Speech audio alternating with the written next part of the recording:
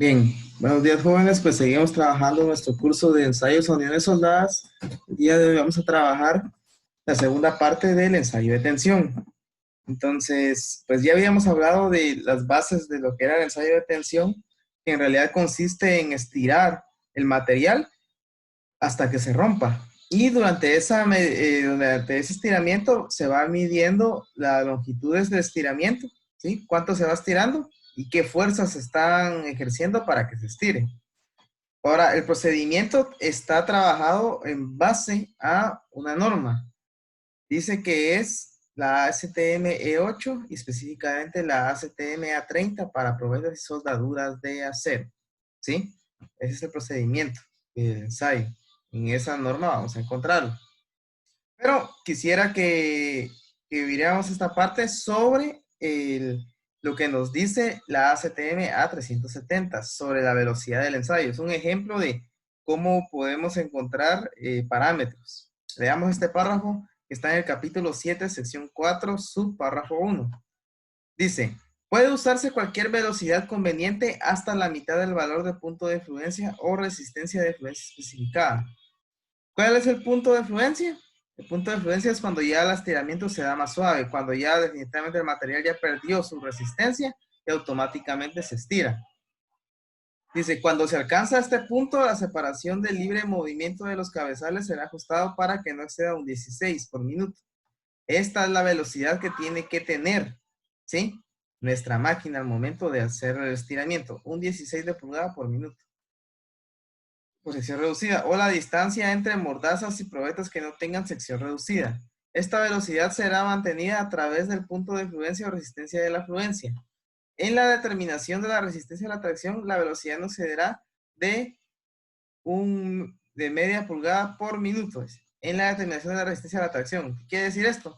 Cuando ya se está rompiendo el material, o sea, la resistencia a la tracción es cuando definitivamente el material se quiebra, se despega, digamos, se rompe por la mitad. Entonces, en ese momento la velocidad tiene que ser de media pulgada por minuto. Dice, de distancia calibrada, o las distancias entre mordajas para probetas que no tengan sección reducida. En cualquier eventualidad, la velocidad del ensayo no será mayor a un décimo de la velocidad máxima especificada para determinar el punto de fluencia o la resistencia de fluencia. ¿Qué quiere decir eso? De que si, digamos, yo voy a trabajar, una máquina tiene que estar graduada a un 16 por minuto de pulgada cuando llego al punto de fluencia. Es decir, el punto de fluencia es cuando se estira el material de forma de que ya se siente chicloso. Eso automáticamente lo sabe la máquina, jóvenes. No necesariamente que usted sepa en dónde está el punto de fluencia. Y dice que cuando ya se va a romper, o sea, para determinar la resistencia a la tracción, la velocidad no debe de exceder media pulgada por minuto. Si yo quiero calcular la resistencia a la tracción, es decir, cuánta fuerza tiene que tener la pieza para poder romperse, la velocidad de estiramiento no tiene que ser de media pulgada por minuto, ¿sí? Entonces, eso es un ejemplo de cómo se utiliza una norma. En este caso, la ACTM A370. Pero nosotros estamos trabajando con otra norma, que es la API 1104. Ese es el código. Dice que es la soldadura de tuberías e instalaciones relacionadas con la American Petroleum Institute. Eso significa API. American Petroleum Institute. Entonces, en el capítulo 5, sección 6, tenemos el ensayo de juntas soldadas, de soldaduras a tope, y tenemos un resto de párrafo un poco más grande. Pero esto es lo importante. En la sección, en el subpárrafo 2, tenemos el ensayo de tracción. Y en la sección sub 1 del párrafo 2 tenemos la preparación. Entonces, eso es lo interesante y eso es lo que yo quiero que ustedes me comprendan. ¿Qué es la preparación? Dice, los especímenes del ensayo de tracción, tenemos que ver la figura 4 que está más adelante, deben ser de aproximadamente 9 pulgadas, 230 milímetros de longitud y aproximadamente una pulgada de ancho. Ellos pueden ser maquinados o cortados con oxígeno y no es necesaria otra preparación a menos de que los lados estén muescados o no sean paralelos.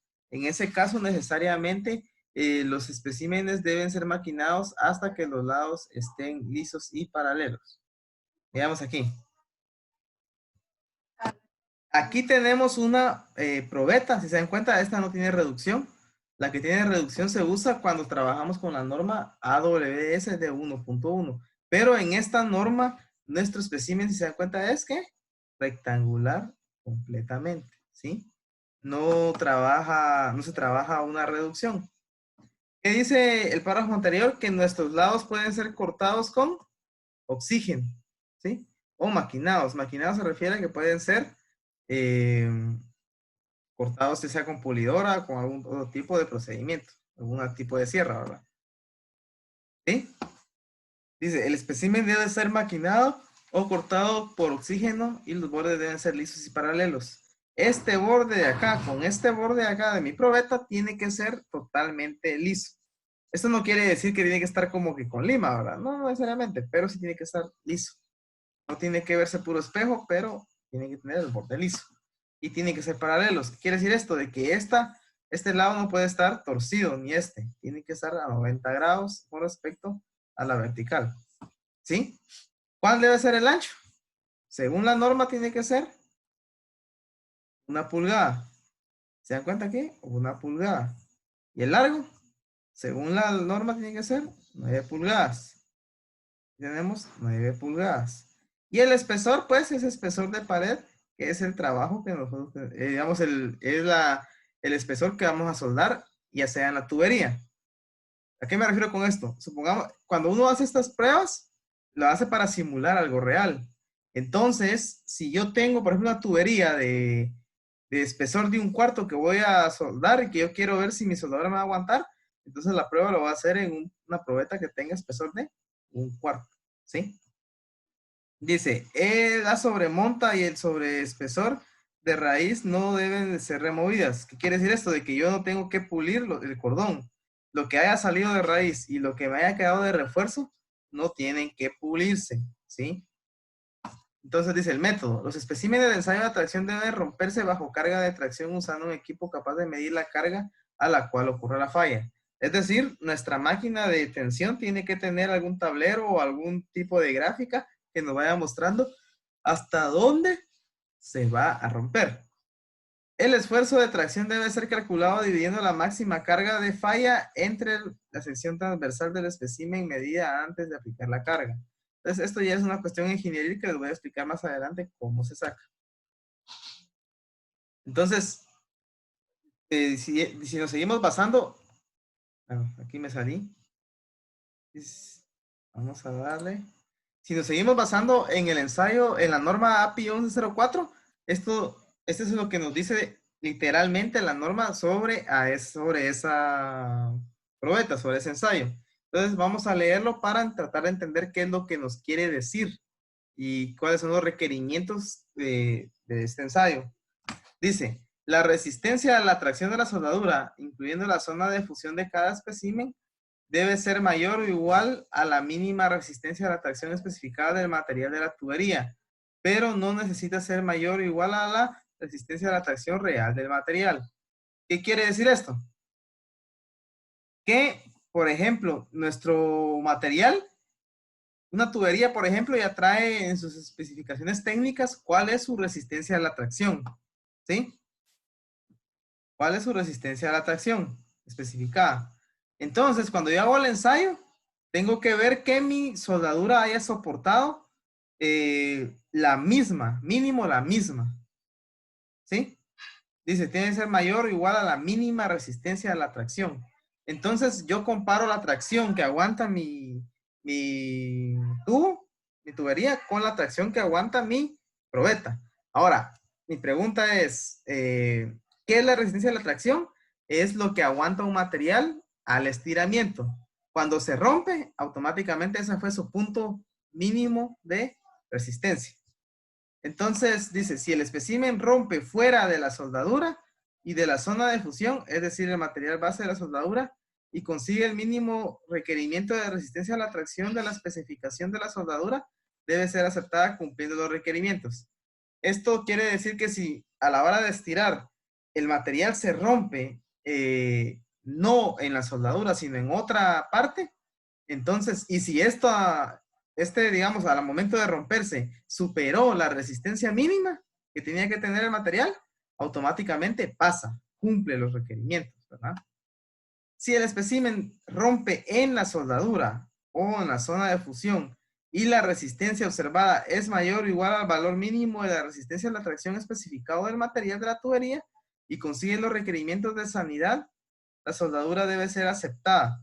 Ahora, si se rompe en la soldadura, pero supera la resistencia mínima a la tracción del material, o sea, supera la cantidad de fuerza, automáticamente pasa la prueba también. Y dice, si el espécimen se rompe debajo del valor mínimo de resistencia a la tracción especificado del material de la tubería, la soldadura debe ser rechazada y un nuevo cupón debe ser hecho. Si se rompe el material o la soldadura al momento de estirarlo y no llega al valor de resistencia última, entonces quiere decir de que no va a aguantar. Entonces hay que volver a hacer el ensayo, o sea, volver a hacer la soldadura de forma diferente. ¿Qué quiere decir? Miren pues, esto va un poco más enfocado a la elaboración de procedimientos de soldadura. Supongamos de que yo como inspector digo, bueno, vamos a hacer una obra, digamos de tuberías, ¿verdad? Algo que va a llevar petróleo. Y yo como soldador, como inspector, quiero diseñar la junta. Bueno, voy a decir, vamos a trabajar una junta 5G. Y voy a utilizar, por ejemplo, un electrodo E6011 para raíz y un electrodo E7018 para relleno. Bien, resulta, y bueno, yo elijo también un material base, por ejemplo, un acero A36. Es un ejemplo, ¿verdad? Para tuberías son otro tipo de nomenclatura, pero digamos un acero A36. Y voy a utilizar corriente directa, ¿sí? Vertical ascendente. Y yo diseño todo mi procedimiento. Bien. Entonces, como yo quiero saber si va a aguantar lo que yo deseo, entonces yo voy a hacer una prueba donde se va a hacer un tubo, luego se van a cortar las probetas y voy a hacer mi ensayo de la tracción. Resulta que al hacer el ensayo de la tracción, el material se rompe en un valor menor que la resistencia que tiene que tener el material. Entonces, según este párrafo de la norma API 1104, no pasa. ¿Qué tengo que hacer yo? Primero, ver si estoy haciendo bien la soldadura. Supervisar que el soldador haya hecho la soldadura bien, conforme yo se la planteé, vertical ascendente, que haya usado los electrodos correctos, que sus materiales de electrodos hayan estado en buenas condiciones, o sea, que no hayan estado húmedos, que mi tubería haya estado bien biselada, que mi tubería haya estado bien alineada y que haya estado limpia y así sucesivamente yo tengo que ver todos esos factores.